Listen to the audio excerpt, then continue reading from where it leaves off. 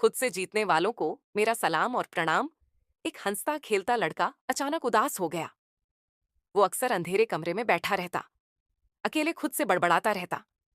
लोग उससे पूछते, तुम्हें क्या हुआ है? पर वो कुछ बता नहीं पाता, क्योंकि उसका मन किसी चीज में नहीं लगता। किस्मत से गौतम बुद्ध कुछ दिनों के लिए उस नगर के बाहर रुके हुए थे। लड़के के पिताजी बहुत उम्मीद के साथ उस लड़के को गौतम बुद्ध के पास ले गए। लड़का काफी देर तक गौतम बुद्ध के आसपास बैठा रहा, पर शांत रहा। आज तक उसने अपनी तकलीफ किसी को नहीं बताई थी, पर गौतम बुद्ध का सुंदर व्यवहार और अपनापन देखकर लड़का बोल पड़ा। मैं आपको अपने मन की बात बताना चाहता हूँ और प्रश्न पूछना चाहता हूँ। सवाल अंदर की परेशानी, तथागत ऐसा क्यों होता है कि कुछ लोग परेशानियों के बावजूद सफल हो जाते हैं और कुछ लोग परेशानियों से निकल ही नहीं पाते? गौतम बुद्ध ने पूछा। तुम ऐसा सवाल क्यों करते हो? लड़के ने कहा। मैंने 2 साल कड़ी मेहनत की। मैं कुछ करना चाहता था, पर कर नहीं पाया। मुझे हर दिन लगता है मैं असफल हूँ। मुझे कुछ ऐसा आशीर्वाद दीजिए जिससे जीवन में कभी परेशानियां और दुख मुझे रोक ना पाएं। यह सुनकर गौतम बुद्ध कुछ देर शांत रहे। फिर बोले, मैं तुम्हें एक कहानी सुनाता हूँ जिसमें तुम्हारे सवालों का जवाब मिल जाएगा। एक बड़े रजवाड़े का राजा बड़ा वीर था। उसका व्यक्तित्व भी बहुत आकर्षक था। प्रजा में सब लोग उसे बहुत चाहते थे और उसे देखकर सब बहुत खुश होते थे। लेकिन एक दिन युद्ध छिड़ा। विदेशी घुसपैठियों ने राज्य पर आक्रमण कर दिया। 11 दिन तक घमासान युद्ध हुआ। राजा ने देश तो बचा लिया, पर खुद को खो दिया। उसकी एक टांग चली गई और आंख भी फूट गई। साथ में चेहरे पर घिनौना भद्दा निशान पड़ गया। निशान इतना भयानक था कि कोई भी राजा की ओर नजर उठाने की हिम्मत नहीं करता। तस्वीर की सनक ऐसे ही एक दिन राजा महल में घूमते हुए पूर्वजों की पेंटिंग्स देख रहा था। राजा अचानक सोच में पड़ गया। मेरे पूर्वज सब इतने वीर दिखते हैं। इन सबके सामने मेरी पेंटिंग कैसी लगेगी? क्या आने वाली पीढ़ी मेरी वीरता याद रखेगी या मेरी कुरूप और अपंग छवि देखेगी? अगले ही दिन राजा ने घोषणा करवाई और सभी जाने माने चित्रकारों को दरबार में बुलाया। राजा ने 2 शर्तें रखी। पहली, उसकी पेंटिंग बिल्कुल वास्तविक होनी चाहिए। दूसरी, पेंटिंग आने वाली पीढ़ियों और लोगों को प्रेरणा देनी चाहिए। राजा की घोषणा सुनकर सभी चित्रकारों के चेहरे सफेद पड़ गए। वे समझ नहीं पा रहे थे कि अब राजा पहले जैसा सुंदर नहीं रहा, तो पेंटिंग को वास्तविक कैसे बनाएं? और यदि राजा को कुरूप ही बना दिया तो सजा जरूर हो जाएगी। नतीजा ये हुआ कि सभी चित्रकार चुप खड़े रहे। किसी ने पेंटिंग बनाने की जिम्मेदारी नहीं ली। जब राजा ने देखा कि कोई तैयार नहीं है, उसे आवेश आया। सब चित्रकारों को सबक सिखाने के लिए राजा ने एकाएक उंगली उठाकर एक युवा चित्रकार की ओर इशारा किया और कहा, तुम अगले 5 दिनों के अंदर एक भव्य पेंटिंग बनाकर लाओगे, अन्यथा तुम्हारी साथ साथ सभी चित्रकारों को सजा दी जाएगी। छठे दिन दरबार भरा था। लड़का अपनी पेंटिंग कपड़े से ढककर दरबार में पहुंचा। सब डरे हुए थे, कुछ उत्सुक भी थे कि आखिरकार इस युवक ने कैसा चित्र बनाया होगा। और जैसे ही पर्दा हटा, सब शांत हो गए, जैसे सांस लेना ही भूल गए हों। फिर पूरी सभा तालियों की गड़बड़ाहट से गूंज उठी। पेंटिंग में राजा एक शानदार घोड़े पर सवार दिख रहा था। राजा की स्थिति ऐसी थी कि राजा की एक टांग घोड़े के पीछे छिपी हुई थी।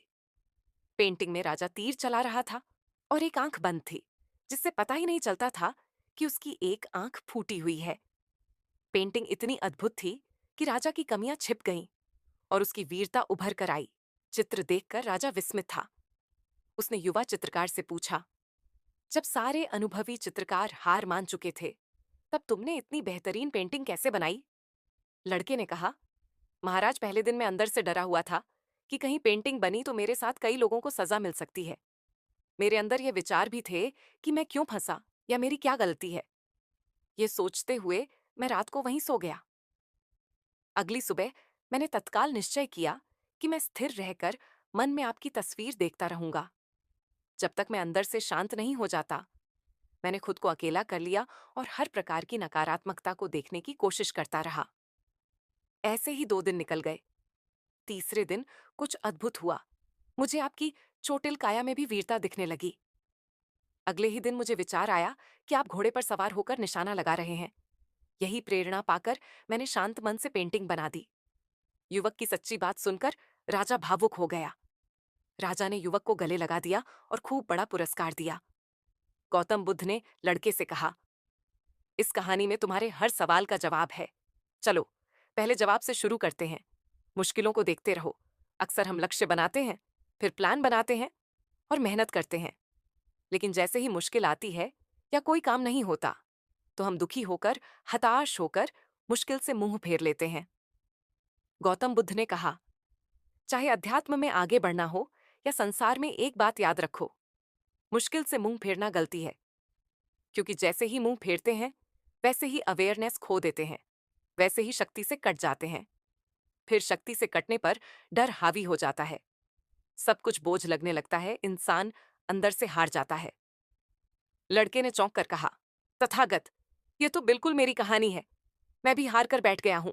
मुझे रास्ता दिखाइए कि मुझे क्या करना चाहिए। प्रतिक्रिया।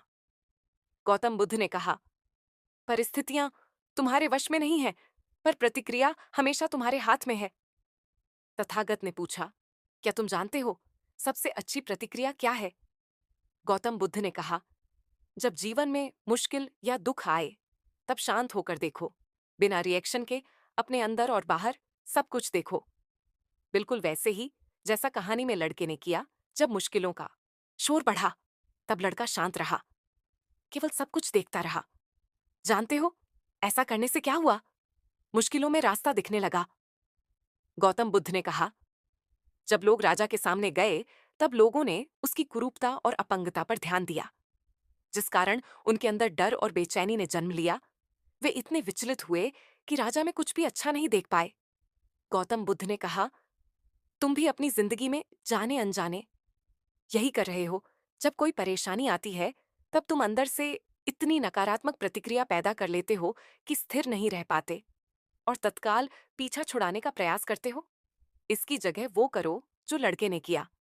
लड़का बिना किसी प्रतिक्रिया के राजा के व्यक्तित्व को देखता रहा और अपने अंदर की भावनाओं और विचारों को भी बिना जजमेंट के देखता रहा। ऐसा करने से उसे राजा की कुरूपता में महानता और चोट में वीरता दिखने लगी। लड़के ने कहा, मैं कैसे देखूं? तथागत ने कहा, कला विकसित करो। आकृति बनाना और रंग भरना कोई भी सीख सकता है, पर जो हर वस्तु में सुंदरता और शुभ देख सकता है, वही असली कलाकार है।